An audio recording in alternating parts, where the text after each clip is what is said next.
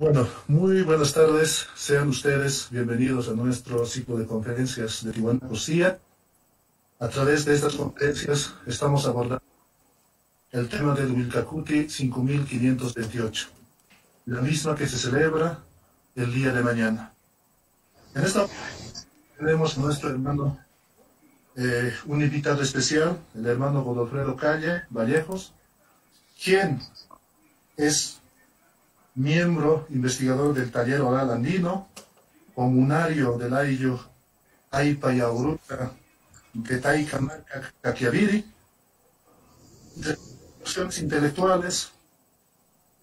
Existe un folleto que se denomina ¿Qué significa desde el Ayllu elaborado, eh, público por POA? Artículos periodísticos publicados que titulan Reflexión ética y moral de la sociedad aymara, percepción de los cambios climáticos desde el Ayllu, y otros temas o manuscritos como sobre política, diplomacia, educación, protocolos de ellos, entre otros. Para dar inicio a nuestra conferencia, vamos a presentar el tema hacia una autonomía de pensamiento ético aymara. Adelante, Godofredo, es la conferencia. Walike, gracias. Primero, agradecer a los organizadores, al Centro de Investigación Arqueológica y Antropológica y Administración de Tiwanaku. Siendo un comunario dentro de la categoría de Tata Pasaro, del Ayllu Aipa y Auruta, de la Taika Marca Javiri, y siendo miembro del Taller de Historia Oral Andina, voy a tratar de hacer una exposición lo más sintética posible en torno a la producción del pensamiento ético indígena y del Ayllu, la aymara del quechua, ¿no? Es un tema muy necesario hablar en estos tiempos de retorno del sol, del Wilcacuti, Año Nuevo aymara. Siento que hasta el presente a los Ayllus aymaras y quechuas se considera como carentes de pensamiento y actuación ética, anclado en el tradicionalismo. Este desconocimiento, ¿no?, parece fundarse en argumentos como los pueblos indígenas no tienen pensamiento y actuación ética. Se desarrolla en función de mitos y usos y costumbres, cosas así.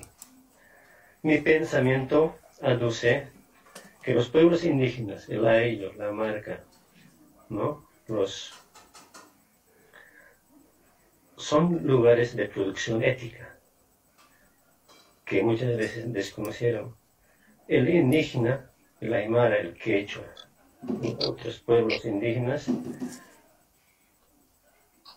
en tanto que son sujetos históricos, son portadores y productores de conocimientos éticos y cósmicos, ¿no? Y también son sujetos de abundancia ética. Podemos decir que el Jaqui, el indígena, produce ética profundamente histórica, porque la mente de actuación del indígena está basado en el pensamiento y actuación de los ancestros.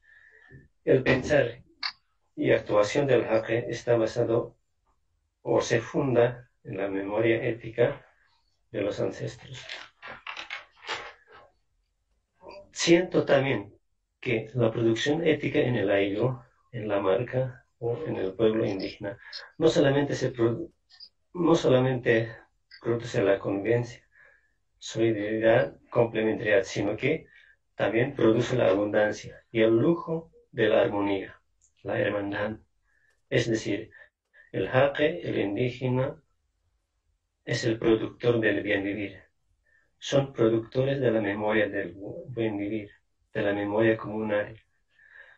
Pero este Jaqui, el indígena, el aymara o el quechua, no solamente produce el bien vivir, sino que son sujetos reparadores y de resistencia.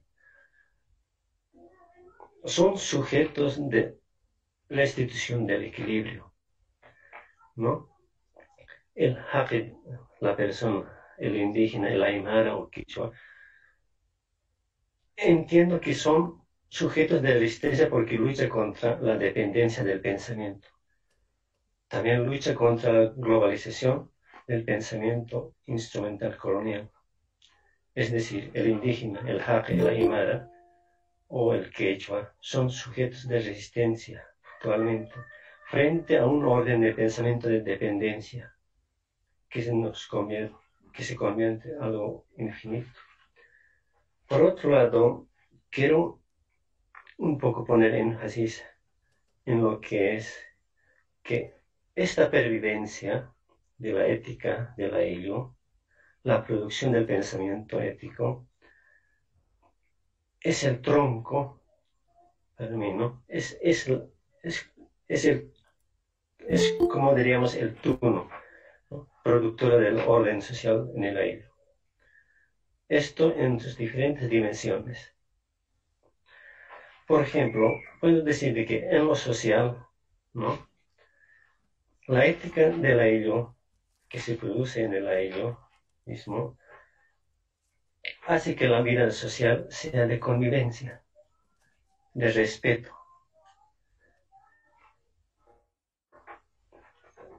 Esto es lo que produce, digamos, el amor al prójimo, el quererse, no subordinarse, no discriminarse, digamos.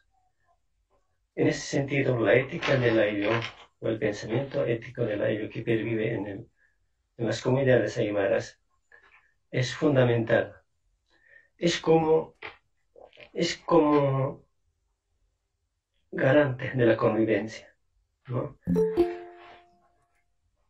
Ahora bien, la pervivencia de la ética de la ello en lo económico, nuestra ética de la ello hace que la economía sea más solidaria, más recíproca, más de comunicación, más de diálogo. Me refiero a la comunicación con otros entes, con el cosmos, con los animales, con los ríos, ¿no?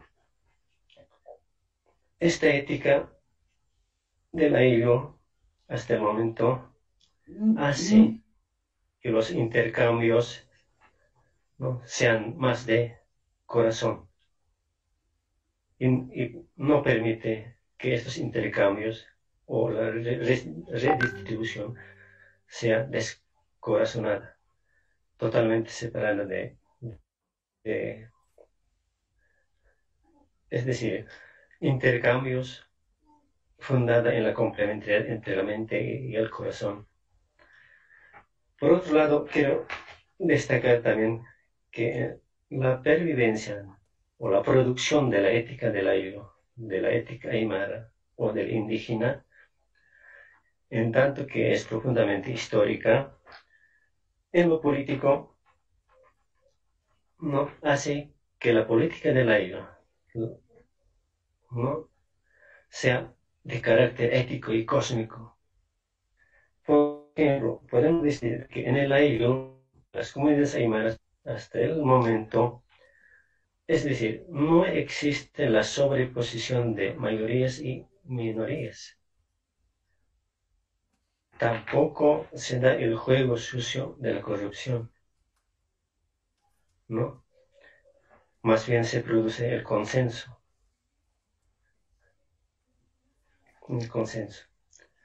Y fundamentalmente las asambleas, las ulacas, o el canal se basa en los principios éticos, en la ética del aire. Eso que llamamos en Aymara las ejuas, ¿no? Las ejuas como la ética del aire.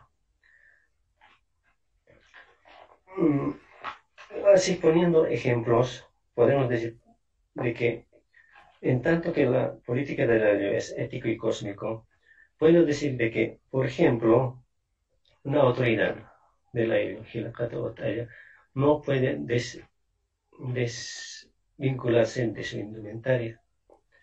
Por ejemplo, Si la autoridad camina sin el sombrero o el lucho, está poniendo en peligro la vida de toda la comunidad, ¿no?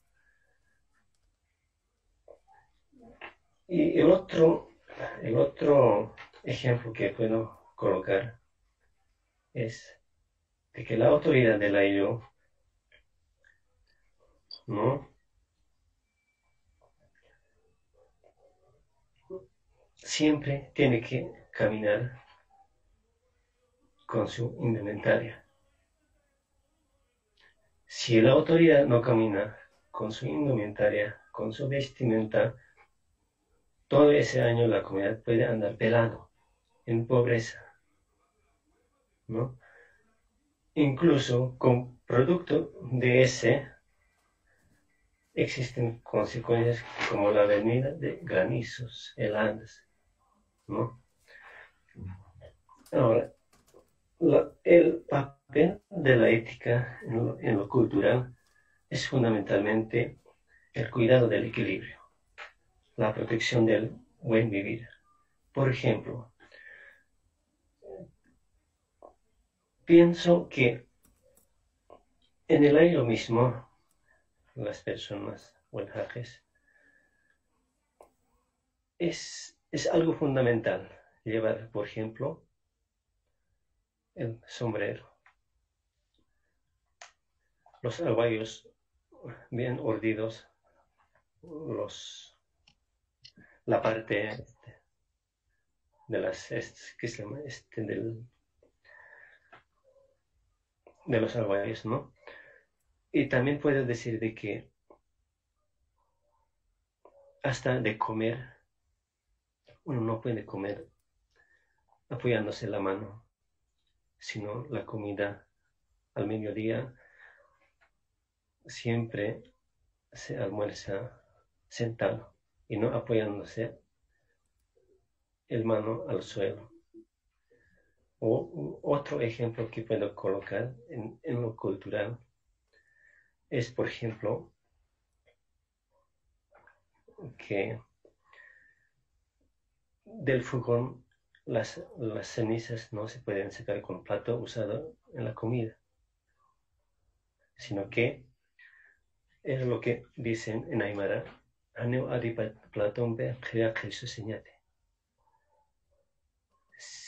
¿no? Si se comete este error, entonces toda la familia puede andar en situaciones adversas.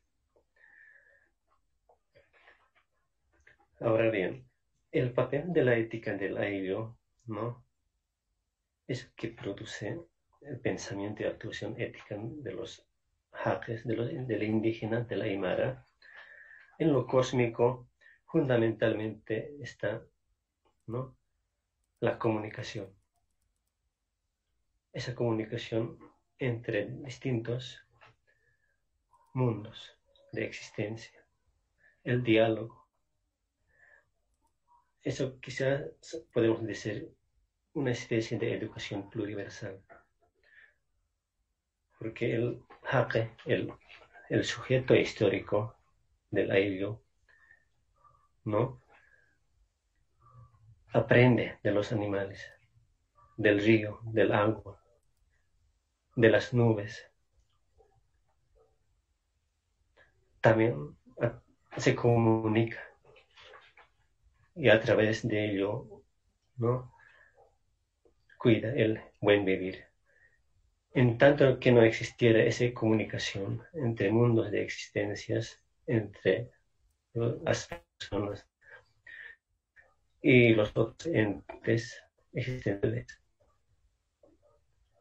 estaríamos en una especie de destrucción, ¿no?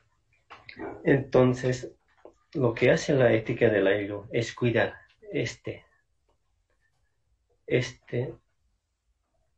el buen vivir, tanto en lo social, en lo económico, en lo político, en lo cultural y en lo cósmico. Y quisiera un poco abordar ciertas categorías que en algún momento los aymaras hemos perdido, ¿no? O los quechas también quizás. Por ejemplo, muchas veces en la actualidad, en centros urbanos, ¿no? Hasta en las comunidades aymaras, a veces nuestro pensar se convierte en un sentido de Han Huishuni. O sea, un pensar, es decir, existe la producción de un pensamiento fuera del mundo. No se produce un pensamiento dentro del mundo. Como que el concepto Han Huishuni es lo que refleja, ¿no? Es decir, pensar sin sentido, pensar muy fuera del propio mundo. Y que esta forma de pensar, ¿no? Hoy en día es casi un poco globalizado. En cambio, en los ayllos o en los ancianos, en los comunarios, aún este pensamiento desarticulado aún no existe. Hasta en nosotros mismos se produce un pensamiento que no es Hanhuishon. El otro tema que pretendo reflexionar es pensar en sentido Hanchuiman. Es decir, muchas veces nuestro pensar, nuestro actuar actualmente, en mayoría de los casos, es descorazonado. Hay un pensamiento que no está basado en la complementariedad entre la razón y el corazón, ¿no? Y esto es lo que justamente se produce en las universidades. Es decir, la producción del conocimiento solamente se hace desde la mente, desde la razón, y se desecha el corazón, la sensibilidad, las emociones, las afectividades, ¿no? Pero en cambio, en las comunidades aymaras, en el ayllu, esta forma de pensar, basado en la complementariedad entre la razón y corazón, es algo vigente, ¿no? Y eso es lo que no hay que olvidar, ¿no? El otro concepto que es muy manejado en las comunidades aymaras, en las asambleas, en las ulaqas, en reuniones familiares, en diálogos con las personas mayores, es es decir, no caminar de patas arriba. Y este concepto ha sido muy abordado actualmente. Por ejemplo, Tan Guampuma ya habló del mundo al revés. También Marcelo Fernández decía que lo que está de cabeza hay que ponerlo de pie. Como que Bolivia también estaría actualmente de cabeza. Como que pensar también está de cabeza y no de pie. Entonces, este concepto aymara nos interpela de que los aymaras, los jacos, los indígenas, que nuestro pensamiento y nuestra actuación no pueden de ser al revés, sino siempre de pie y no de cabeza.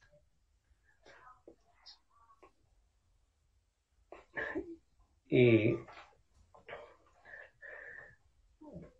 Cuando el pensar es no de patas arriba o de cabeza, ¿no? Hay una especie de, hay una especie de autonomía de pensamiento de la Aymara que se resiste, digamos, ¿no? a las formas de pensar instrumental. El otro concepto que había pensado un poco reflexionar es este concepto es muy importante verlo. No solamente, literalmente se puede traducir pasado-presente, vivir pasado-presente, caminar pasado-presente, pero desde la percepción de los ancianos no lo es. Vivir, caminar pasado-presente es una de ellas, pero vivir, caminar,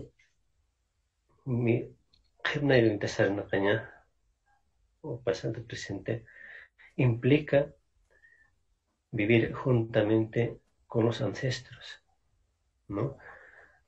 Es vivir en permanente encuentro, nosotros y los ancianos. Y eso es justamente la ética del ayllu. Es decir, nuestro pensamiento y la actuación está basado en los ancestros. Y finalmente, quizás un poco corta la expresión, un poco quería hacer notar algunas reflexiones. Los pueblos indígenas, las comunidades aymaras, actualmente se ha perdido esa autonomía de pensamiento y han empezado a producir una dependencia de pensamiento que nos conduce a desequilibrios, ¿no? Tanto económicos, políticos, social, cultural. Y Aymarata falta ñani, en esta segunda parte un poco quisiera complementar algunas cosas, así hablando en Aymara, ¿no? Checapini, la ética del ayllu, Aymaranja, Kamsnas. Walisuma sarnaqaña, Yampuchuimame, Jebnairuintas, ¿no? Y eso es lo que se produce en la comunidad. Y esas éticas hacen que en las comunidades aymaras, en los ayllus, en las marcas, no existan muchos pleitos, corrupción, el caudillismo, la sobreposición de mayorías y minorías, el respeto a la comida, a los animales, al agua, al rayo, ¿no? Estos principios éticos es lo que permite que exista la complementariedad, la reciprocidad. Si no tomamos en cuenta estos ejes o la ética del ayllu, no habría complementariedad, ¿no? Si habría una complementariedad interesada, descorazonada, totalmente racional, sin sensibilidad. Entonces, son temas que hay que estudiarlas, reflexionarlas. Sapuroa acá temanagatja amiki peñas, lo iki peñas, jebnaido intas. Nachahili Okinaka, Taikanakasa, Awicha Achilasa, Hiosaraha siempre para el Haiti Stoxasina. Hakama Sernokata, Hakama Paralata, ¿no? Kepnar en Desnasanagata. Es decir, cuando no se dice esos conceptos, esos lo que hacen las personas mayores o nosotros están produciendo la ética del ayllu, la ética aymara, la ética indígena. Por ejemplo, otros hijos que recuerdo, por ejemplo, de algo de comunicación. El rayo, cuando brilla blanco, significa que va a dejar de llover unas semanas.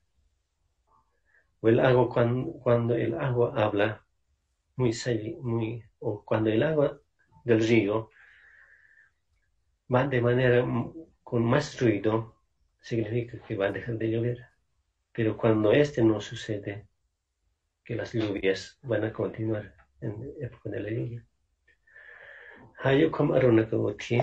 Entonces, este ejes nos permite que aún existe la producción de un pensamiento y actuación ética en nosotros, en las personas mayores fundamentalmente, ¿no? Y esta producción ética actualmente en centros urbanos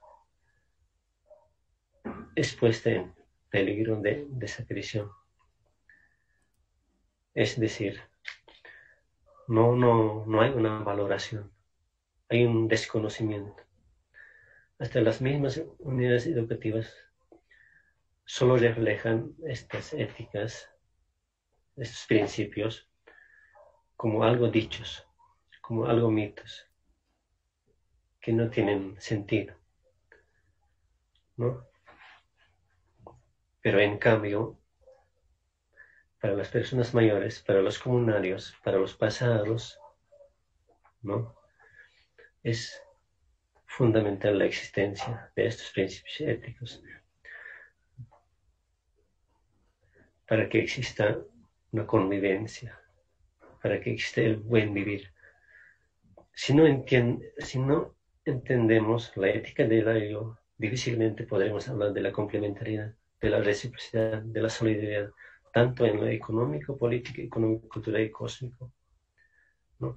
Y esta producción de la ética es algo que no han abordado hasta el momento los pensadores indígenas, ¿no? Solamente se abocaron, digamos, en investigar lo económico, lo político, lo justicial o lo jurídico. Y por eso mismo decía, antes de entrar, que no, hasta el momento al ayllu conciben como carente de la ética, ¿no? Por eso mismo han pensado que los pueblos indígenas no tienen una ética. Bueno, son temas que hay que, ¿no?, investigar, reflexionar, ¿no? Porque este tema da para mucho. La diplomacia de la Aymara, los protocolos, ¿no?, la administración de la justicia o la convivencia familiar, la vida de la pareja. Si queremos entender estos temas, hay que abordarlo desde esos principios éticos. Si no partiéramos de estos temas, es como repetir lo que hacen las universidades, las escuelas. Y con esto quizás un poco terminar. Magita, acá me toca eristja. un poco, con estas reflexiones parece que termino. Más allá de panhilatas, wali que invito a gesta, más caujaron acá hasta ahorita, ¿no? Más suma sanok más suma kama siñataki, ¿no? Hayukas o hilata. Tu exposición prácticamente nos ha llegado al chuima, al corazón. Nos ha tocado ese profundo sentir, ese profundo sensibilidad. Hermano Rodolfo, así bajo la lógica de su pensamiento quisiera hacer una pregunta. Hemos hablado de sujetos reparadores, ¿no? Del equilibrio. Hemos hablado de ello como productor de conocimiento. En este ámbito, o en este contexto, ¿cómo se integran o cómo operan los seres invisibles que le llamamos seres espectrales, los seres corporales o seres físicos, que también en ciertos momentos han sido abandonadas y simplemente se ha profundizado en el estudio del ser humano, ¿no? Entonces, ¿cómo se articularía todo este mundo de los animales, de las plantas y de los seres cosmológicos en esta producción de Leica de Laillo? Walikiwa hilata. Sujetos reparadores, productores de conocimiento. No es algo solo humano. Porque el agua, el río, las plantas también son sujetos reparadores. También producen conocimiento. Por ejemplo, eso del ejemplo que colocaba del agua, ¿no? Es decir, el agua produce conocimiento. El agua como productor del conocimiento. Si no entendiéramos esta producción del conocimiento, el agua hablaría al aire. Si el humano no sabe escuchar a ese conocimiento, lo que pierde aquí es el ser humano, ¿no? Por su desconocimiento de esa comunicación, de ese conocimiento. Lo otro de los sujetos reparadores, las plantas, los ríos, las nubes, son sujetos también reparadores. Por ejemplo, el granizo no viene así por así, ni la helada, sino que en tanto que las personas humanas cometen errores, entonces con castigo, ¿no? Como advertencia o para reparar ese desviamiento del humano, actúa los granizos, las heladas, los rayos,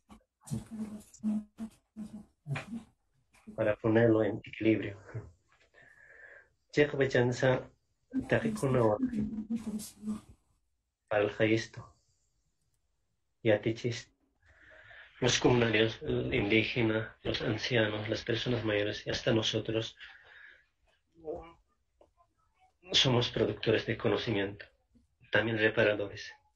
En tanto que, decía, ¿no? En tanto que producimos principios éticos, un pensamiento y actuación ética, estamos produciendo conocimiento, también reparando. Es decir, somos sujetos reparadores del bien vivir, ¿no? Del desequilibrio. Y esto es lo que hace también, ¿no? El agua, los ríos, el viento, las lluvias, las aves, las plantas. Aymarata señane. Ma tayaha haneu inasegi jutkiteja.